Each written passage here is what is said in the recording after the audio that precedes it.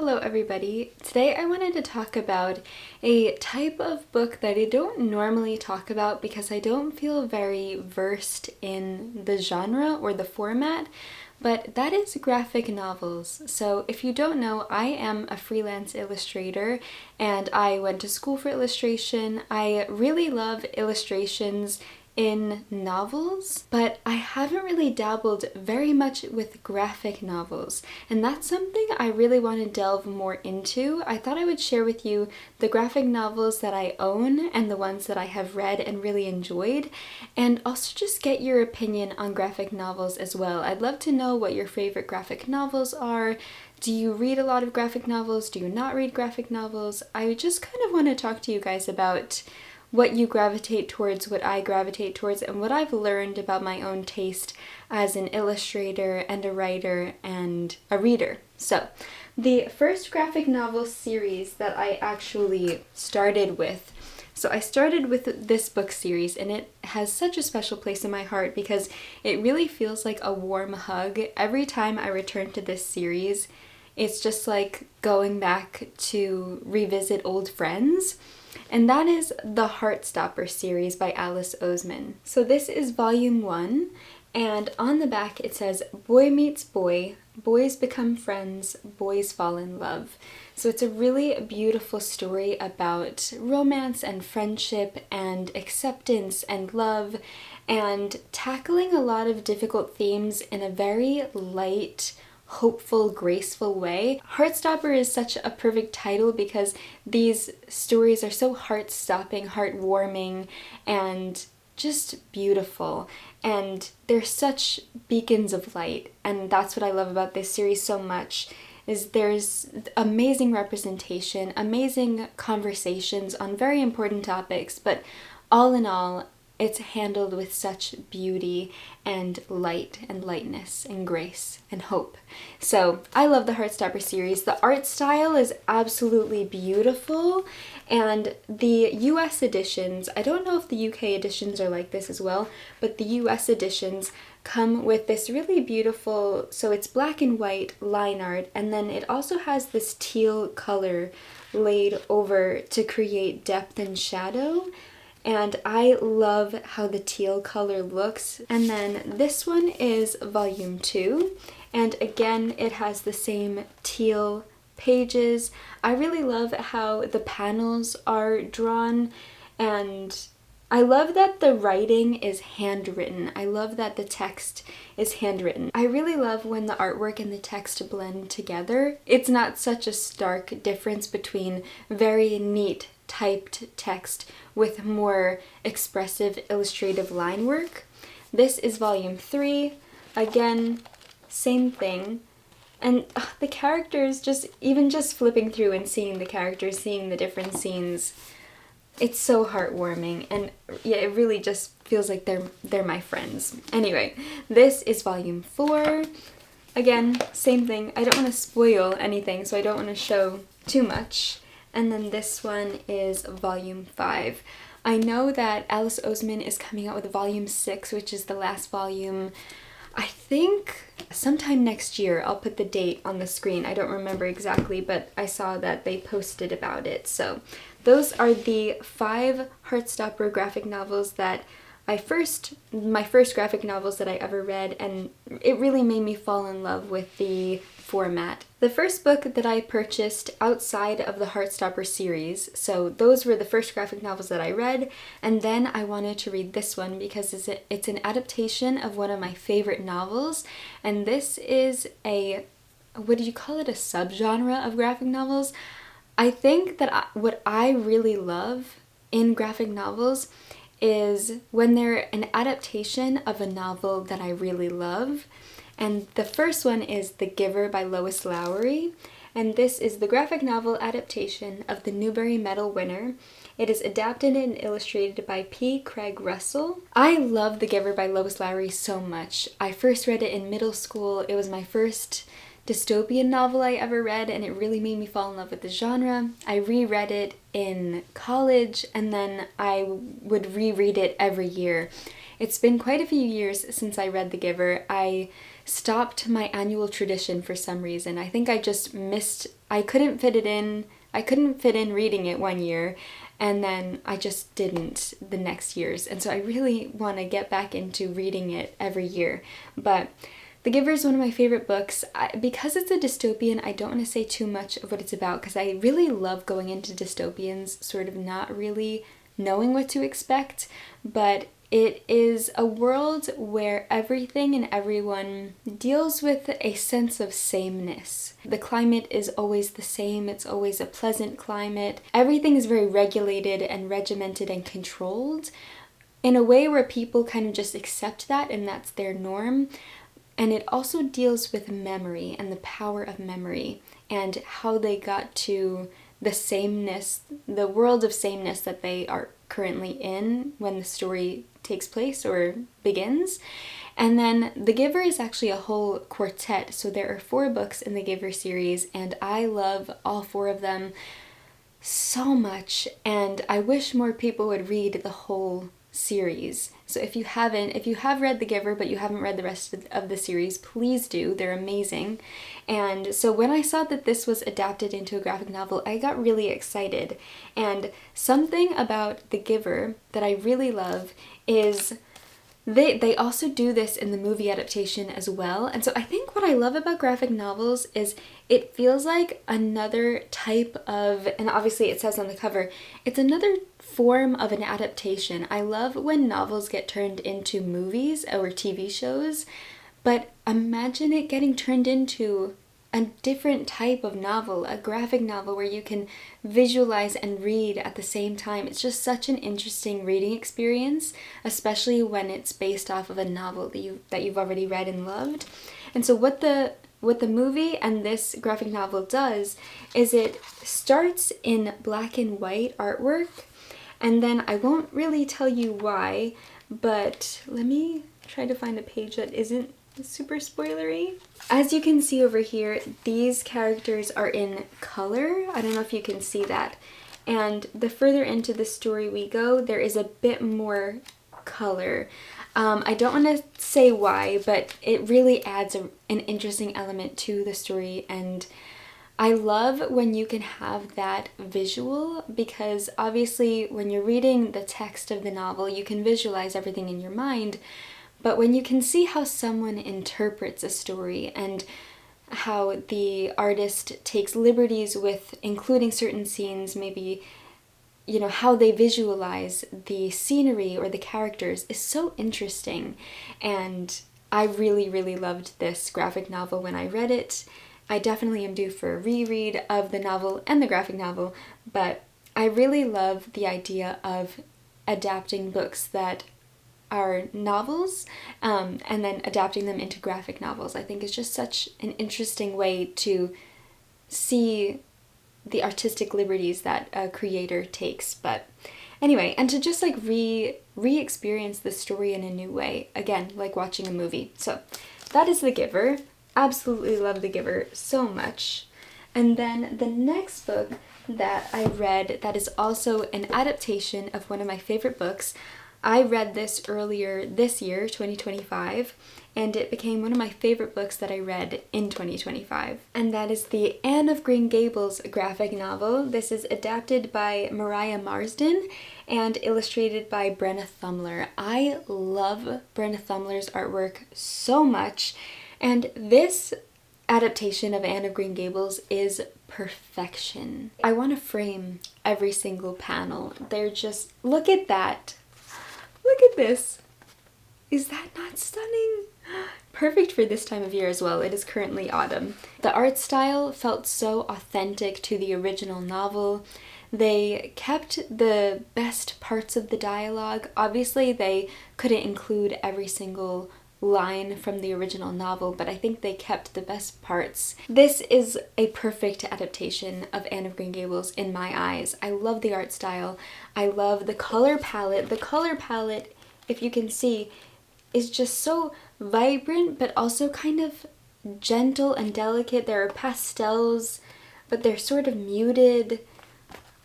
It's gorgeous. It's absolutely gorgeous, and it feels so Anne. And I feel like Ella Montgomery herself would love this adaptation if she could see it. So, loved this so much, and after reading this, it really confirmed that I want to read more graphic novels, especially graphic novels that are adaptations of my favorites. A few other ones that I'm interested in are The Great Gatsby graphic novel, the To Kill a Mockingbird graphic novel. There are so many novels, especially classics. You guys know, if you don't know, I am a huge classics reader.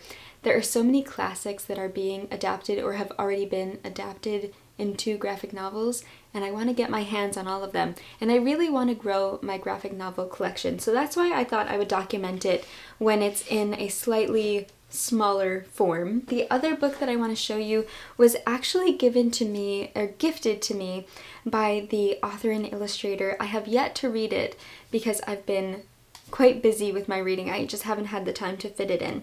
But that is Halfway There, a graphic memoir of self-discovery by Carolyn Marie.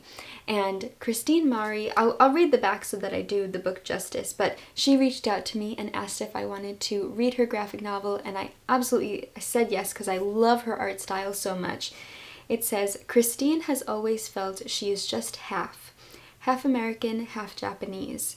As a biracial Japanese American who was born in Tokyo but raised in the US, she knows all too well what it's like to be a part of two different worlds but never feeling as though you belong to either. Now on the brink of adulthood, Christine decides it's time to return to the place she once called home.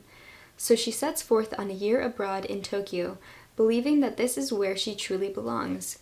After years of feeling like an outsider, now she will finally be complete. Except Tokyo isn't the answer she thought it would be.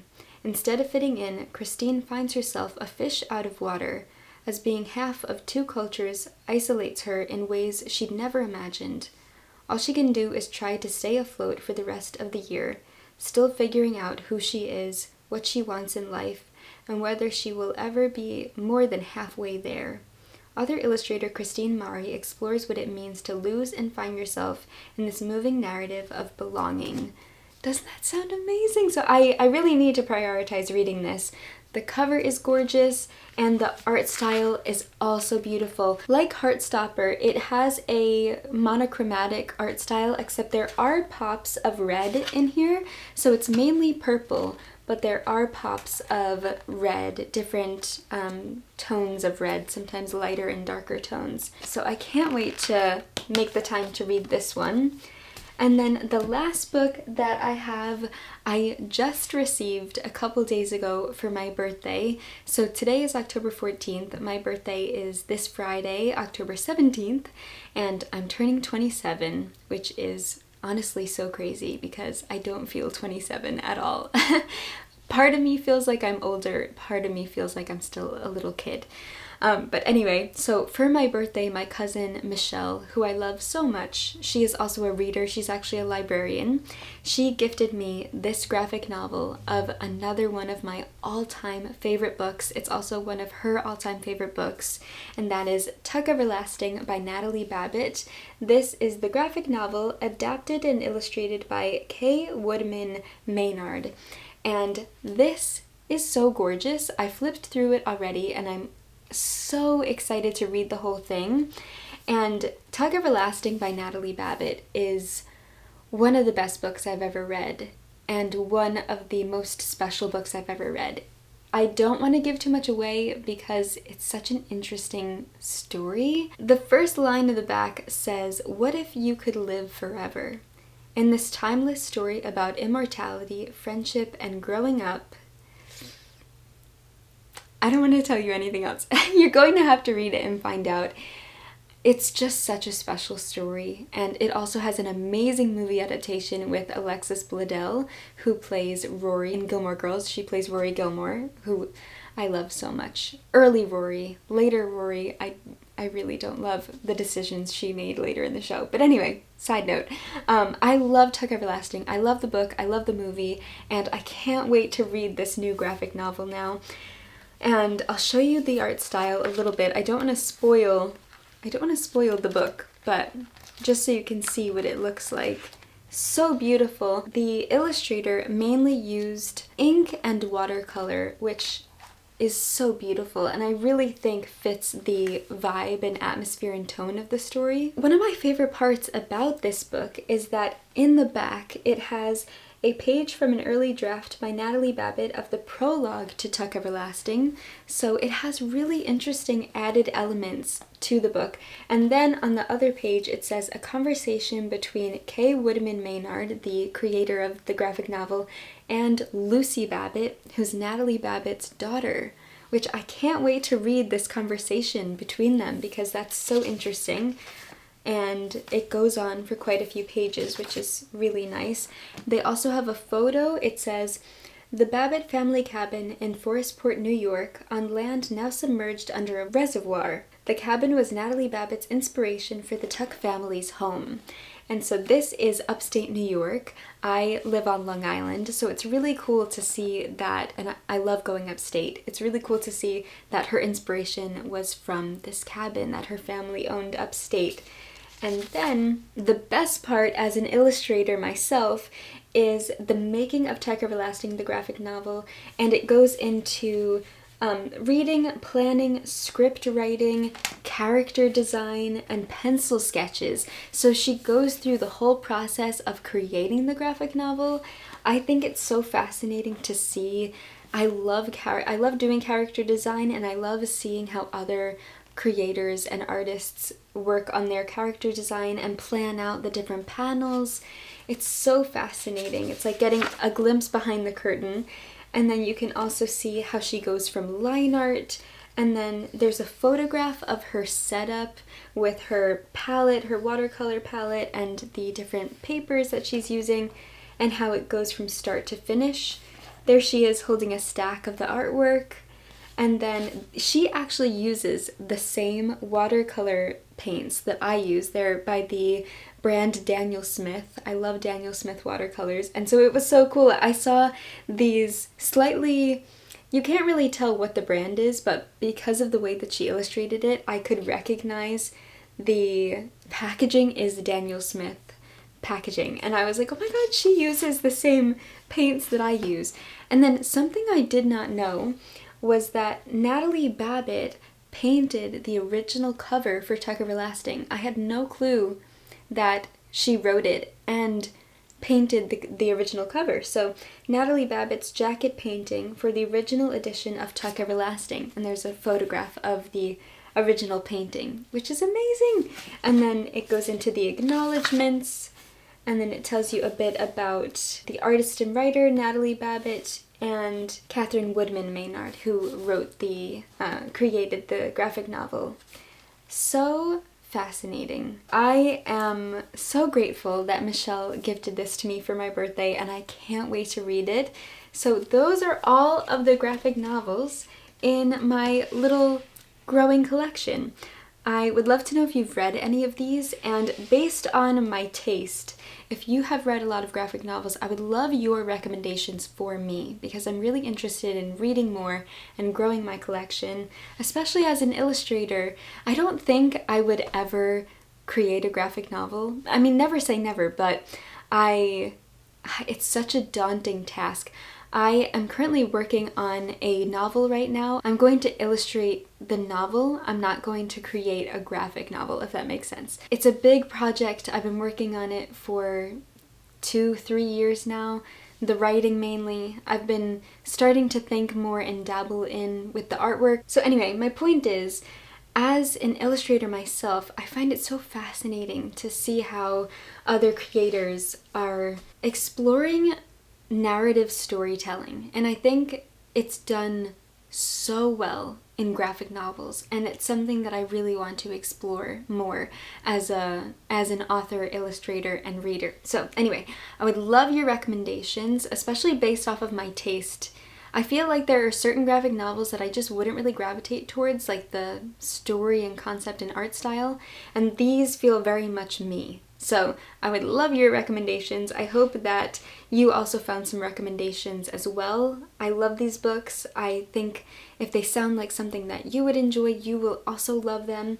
And yeah, I'm excited to keep growing my graphic novel collection, and I can't wait to tell you about Halfway There and Tuck Everlasting once I do read them.